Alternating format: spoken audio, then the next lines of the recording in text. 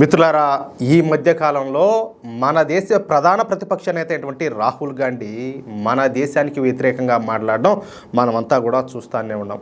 ఏది మన దేశంలో మాట్లాడడం అంటే పక్కన పెడితే, ఈయన గారు విదేశాలకు పోయి మరి మన పరువు నిట్టనిలోన తీస్తున్నాడు.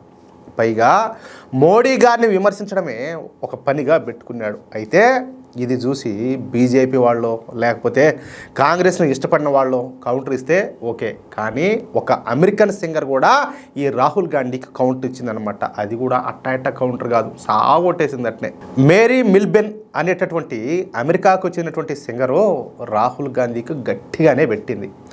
ట్రంప్ ఎలా అయితే అమెరికా కోసం అన్ని పనులు చేస్తాడో భారత్ను దృష్టిలో పెట్టుకొని ప్రధాని మోడీ నిర్ణయాలు కూడా అలానే ఉంటాయని చెప్పేసి అద్భుతంగా సమాధానం ఇచ్చింది. అయినా ఈ మాత్రం కూడా రాహుల్ గాంధీకి అర్థం కాదు.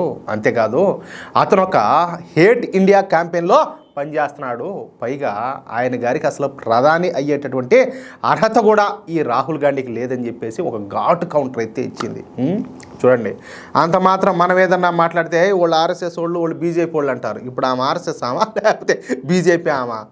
జస్ట్ ఏంటంటే మనం ఎలా అయితే జాతీయవాదులమో ఆమె కూడా ఒక జాతీయవాది. ఇంకోటి ఏంటంటే ఎవరు నిజాయితీ పరులు ఎవరు ఏంటో వాళ్ళకు బాగా తెలుసు కాబట్టే బాగా పెట్టింది.